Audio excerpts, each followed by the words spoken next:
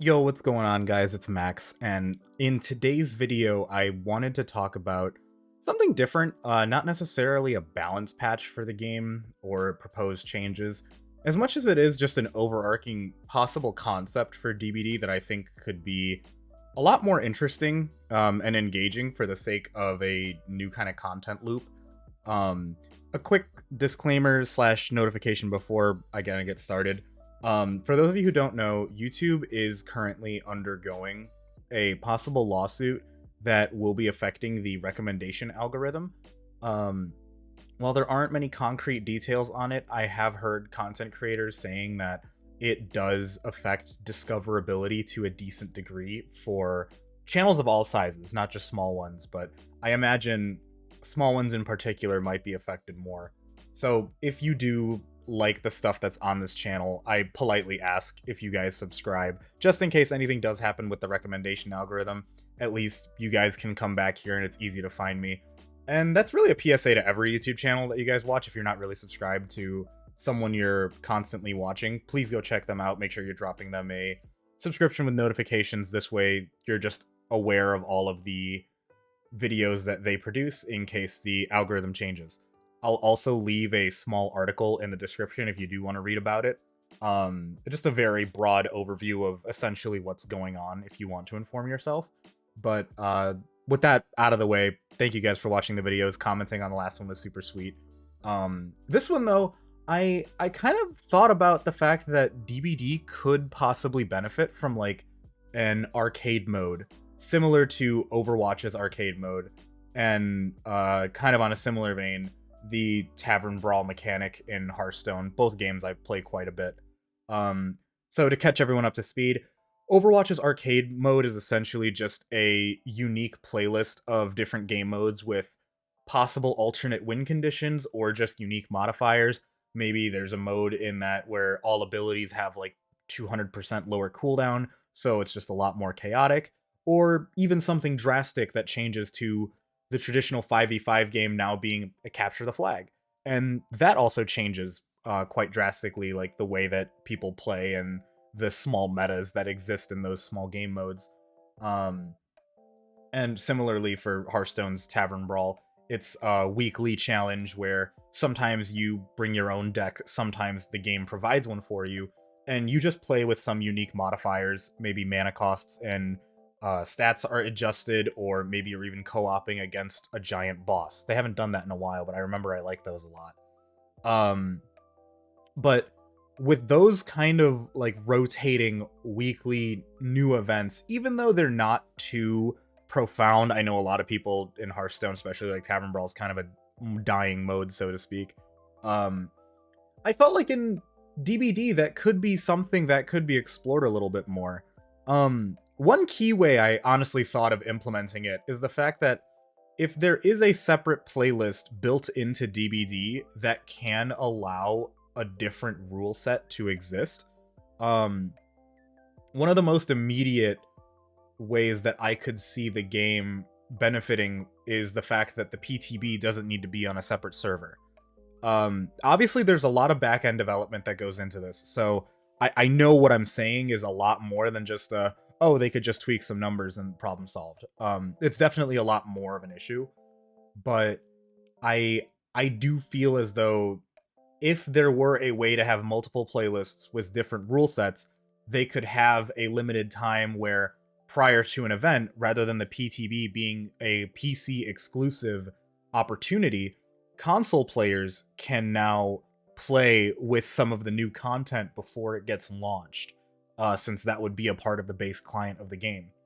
While there may be some divisive issues on that, I personally think that there's just more inclusivity for people wanting to take part in the PTB and possibly give feedback. And you know, why not give some people blood points on the way there just for participating and, you know, saying like, hey, we got to try out some of these new balance changes, which is really cool.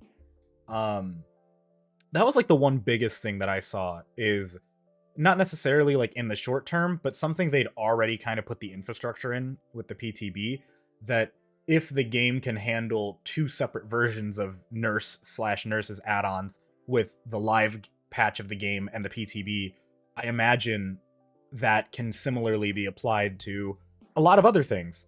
Something I had thought about was like, what if everyone's numbers were just like base movement speed was cranked up like to 150% per like character. So now you have like all these possible ways where survivors are fast vaulting places that they normally aren't able to, or you have like a Billy that's flying at like 10 meters per second chainsawing you.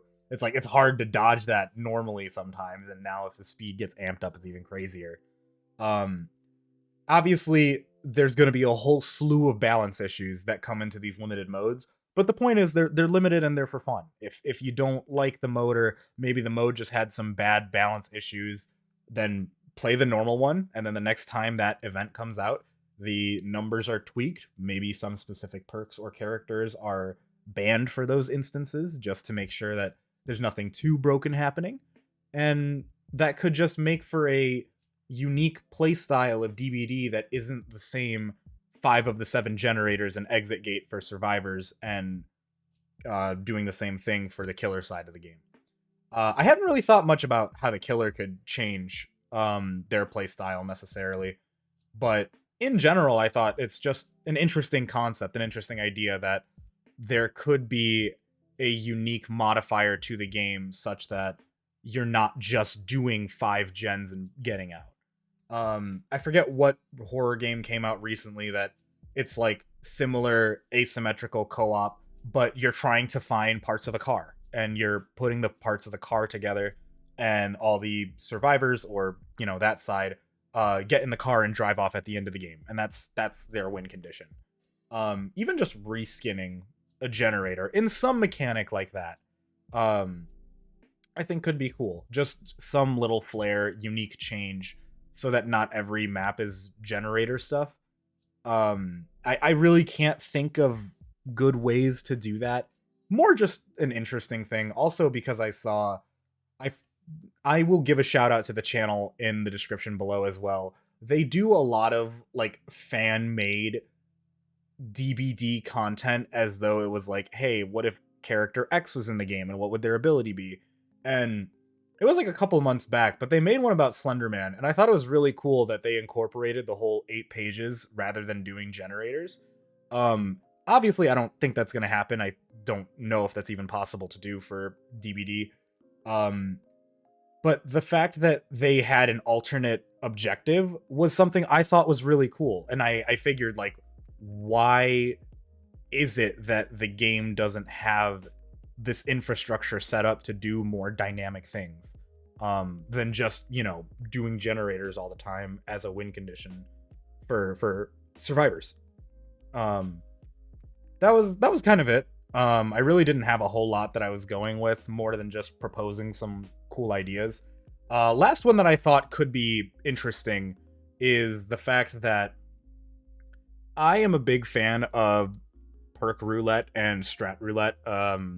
For those of you who don't know, like CSGO, basically every round, depending on the side you're on, it tells you the dumb strategy to do. And I mean dumb strategy, not like here's a unique play style. It's like, okay, you're playing a round of this shooter game, but you can't uncrouch. You're crouched the entire round. Which inherently is just bad. Like, straight up, it's just not a good mode if you're trying to win. But it's fun. And I feel like a perk roulette or a randomized mode in DbD could be super fun too. Like, imagine you're queuing up for a mode, you have no clue what killer you're getting and no clue what perks you're getting. The survivors don't know what perks they're getting. And that just is something interesting. Also, technically does let people play with content they may not have. There is an issue, obviously, with the licensed DLC that exists in the game.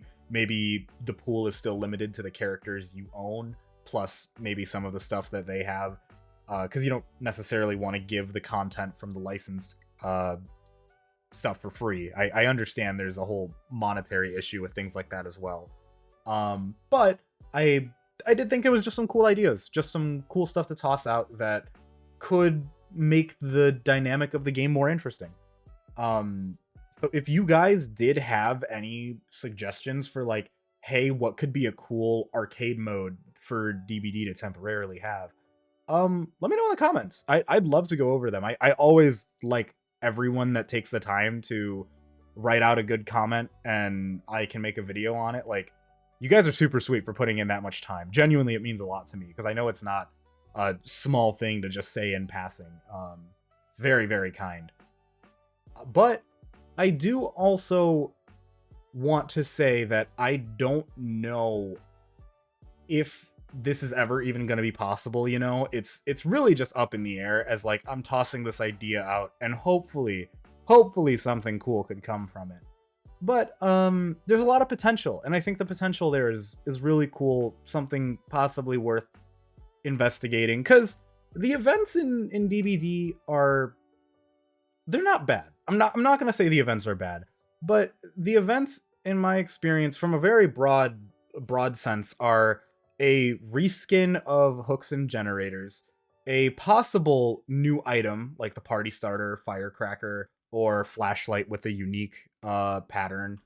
You know, maybe some unique blood point offerings and things, which is totally cool. And then, you know, you get to smash the pumpkins in the game. With the Lunar New Year, apparently we're going to get to be lighting lanterns and stuff, which is really cool.